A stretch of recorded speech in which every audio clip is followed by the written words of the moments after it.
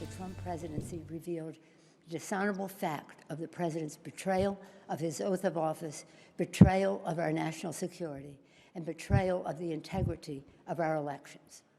Therefore, today, I'm announcing the House of Representatives moving forward with an official impeachment inquiry.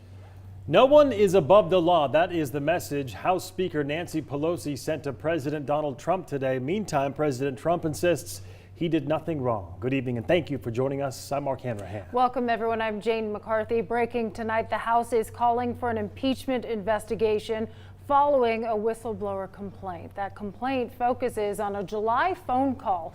During the call, an intelligence official claims President Trump repeatedly pressured Ukraine's president to investigate Joe Biden's family. According to a report, the president also ordered the State Department and the Pentagon to withhold hundreds of millions of dollars in military aid to Ukraine. President Trump insists none of this happened, and today he said that he authorized the release of the transcript of that call. Look, it's just a continuation of the witch hunt. It's the worst witch hunt in political history.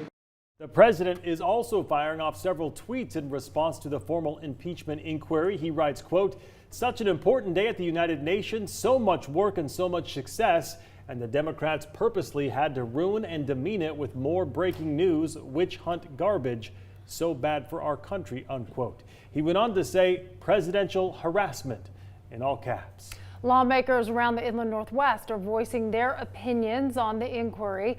Washington Senator Maria Cantwell supports Pelosi's decision. Her written statement reads in part, quote, "We must safeguard our democracy and stop foreign interference in our elections," unquote. Representative Kathy McMorris Rogers believes Democrats are jumping to, quote, unfounded conclusions.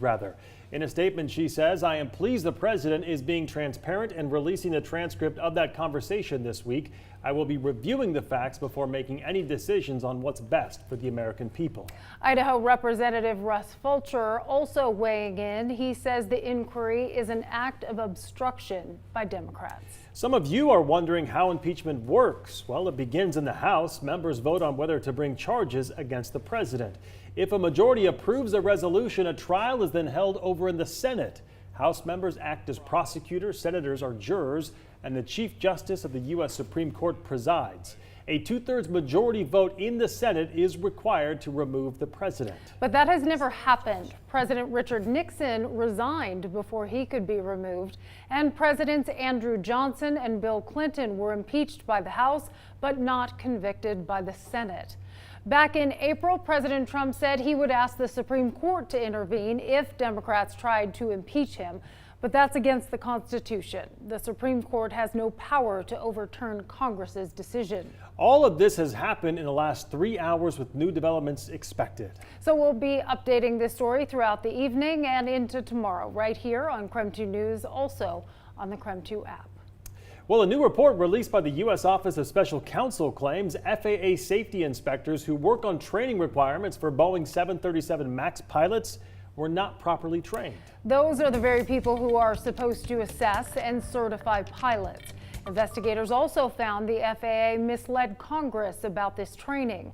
Back in April, the FAA claimed all of its inspectors who participated in Boeing 737 MAX flight certifications were, quote, fully qualified, unquote. But investigators found 16 of the 22 inspectors had not completed formal training classes. That's 73% of the group. The FAA released a statement about the recent report. It reads in part, quote, "We remain confident in our representations to Congress and in the work our aviation safety professionals." Meantime, Boeing released how much it plans to compensate families of victims of 2 deadly crashes. The fund is a total of $50 million. That works out to about $145,000 for each of the 346 people who died in both crashes. Families must submit a claim to receive their share by December 31st. Company leaders say families do not have to sign away their rights to sue in order to claim that compensation. Well, in other news tonight, the Kootenai County Sheriff's Office wants you to keep an eye out for a car that looks like this. 2 men, they say, were using it to follow 2 young girls in Hayden. The girls told their mother the car passed them twice while they were walking to meet friends. According to the police report, the 2 men pulled over and got out of the car just a few feet away from the girls. By that time, though, the girls had met up with their friends. That's when they say the men got back into their car and sped away. So if you see a 2000 Chevy Cavalier or Pontiac Sunfire with Idaho plates in a suspicious setting, you are urged to call that number right there at the bottom of your screen. The Pullman School Board didn't waste any time on its decision to fire a school bus driver after the driver recently left a child unattended. KREM 2's Brandon Jones went to Pullman today and found out there are new policies in place to prevent something like this from happening again. When a child was left unattended by a school bus driver, Pullman Public Schools said that was enough cause for termination. Even though the event is described as an isolated incident, they decided to let that bus driver go because they say they prioritize student safety. This event happened on Friday, so we took swift action. That action they took was just a few days later. On Monday, the school board was already meeting to discuss the event. By the time they came out, a decision to let the driver go had been made. It was a one-time incident. A student was left unattended on a school bus, and safety is of utmost importance to us. That isn't acceptable for our safety standards. Pullman Public Schools declined to go further into details about the incident, stating that they can't discuss the investigation out of respect for both staff and student privacy reasons. They were able to comment on the protocol bus drivers will have to take in the future. They have to check every seat of the bus after every trip, and then we'll also have additional safety precautions in place. Drivers have already begun meeting about steps they'll have to take in the future to ensure student safety. Along with extra checks from the driver after a route, they'll also be adding an additional safeguard to double down on the checks. I did try to reach out to the bus driver who was let go, but was unable to get in touch. Pullman Public Schools added in that under no circumstances should a child be left unattended on a bus. In Pullman, Brandon Jones, KREM 2 News. Well, some of you are commenting on social media tonight about an unusual story in Sandpoint. The city of Sandpoint is now being sued over a gun ban at a popular music festival. On the other side of the lawsuit, Bonner County and the Bonner County Sheriff. They argue that a policy not allowing guns at the festival at Sandpoint violates state law. While the debate went back and forth on social media today, we sent KREM 2's Taylor Vito to Sandpoint to get a response from both sides. So when it comes to the gun debate here at Memorial Field, the city has said they are leasing this space to the festival at Sandpoint, but the county has argued the state constitution is more important. I was disappointed because I actually very much care about law. Scott Herndon wanted to take action about it all when he became aware that the festival at Sandpoint, a popular concert series, wasn't allowing guns inside the event. He decided to buy a ticket. When he showed up while carrying a concealed gun last month, he says he was told to either leave the gun in his car or get a refund. He recorded the interaction.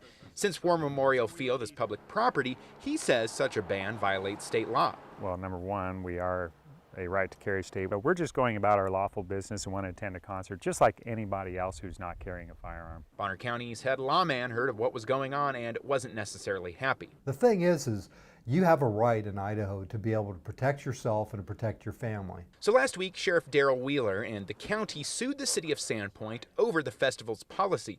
He says he took an oath to uphold Idaho law, which says cities can't regulate carrying guns on public property.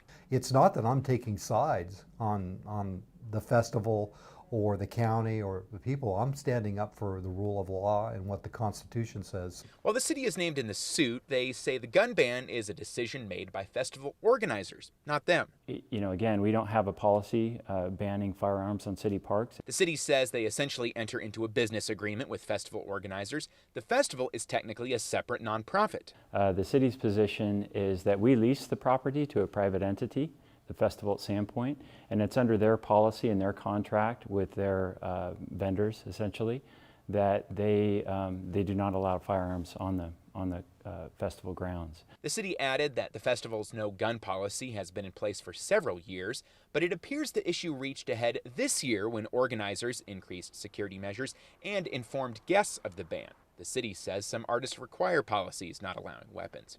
Wheeler, who's been the sheriff for over a decade, says he's never heard of problems before the gun ban was enforced. Herndon adds he just wants his rights to be respected. So really we're just trying to go about our lawful business. We happen to carry a tool that some people have a problem with. The lawsuit asks Sandpoint to stop allowing the festival to enact a gun ban. The city declined to answer additional questions on the lawsuit, citing the litigation. They'll now hire an outside lawyer at a meeting later this week. In Sandpoint, Taylor Vito, KREM 2 News. All right, switching gears to weather now. We are looking at our warmest day of the week. So enjoy it while it lasts. Indeed, Tom Sherry is talking about perhaps some September snow. Hi, Tom. Yeah, it looks like it may happen maybe Sunday morning, early Sunday morning or early Monday morning. We've got big changes on the way. In the meantime, is this the best? Partly cloudy, mostly sunny skies out there, 72 degrees. We peaked out at about 73 today. It's been a bit windy, though, I will give you that. Winds out of the west right now at 18 miles per hour. There's a look at the satellite and radar picture. All of the precipitation is to the north of us. We're not seeing any rain, any precipitation at all in the northwest, including the inland northwest. Here's a look at what you can expect. Partly cloudy skies at 60s for the early evening hours. Overnight low of 43. Should see more sunshine tomorrow. We should get up to about 69 degrees. Here comes the cold weather. 47 the high on Saturday with an overnight low of 36. With those temperatures, we could see mountain pass snowfall. So if you're heading across the passes, Lookout Pass or Snoqualmie Pass, be prepared for winter driving conditions, and also especially Saturday night into Sunday morning and again into Monday morning as we get close to freezing. Widespread frost, a killing frost expected Sunday and Monday morning, and we could even see a little bit of snow locally, but if it does happen, it won't stick. It's more likely we'll just see rain or maybe see that snow and it will melt as soon as it gets to the ground. Again, that's in the valley locations of Spokane. Northern towns, northern valleys, you could see a little bit more. We'll have a look at your complete 7-day forecast coming up in a few minutes. Thank you, Tom. Now we want to give you a sneak peek at a big story we're working on for our 6 o'clock broadcast. It's called the 2019 Fire Season Report Card. Most people would agree the fire season seemed a lot more mild than the last several years. So why is that? Well, to On Your Side's Whitney Ward got insight from two of the best experts in the industry to break down where we're doing a good job and which areas still need some improvement.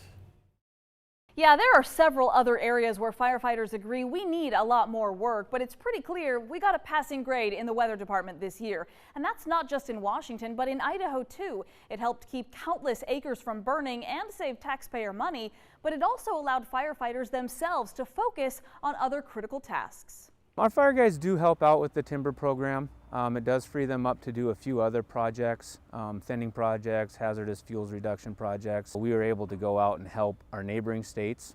They did get some fires. We sent a lot of people to Alaska this year to assist with Alaska's fire season. And we got to assist internationally. Sent a lot of folks up to Canada and helped out our neighbors up north. So it was good opportunities and good training experience for our folks.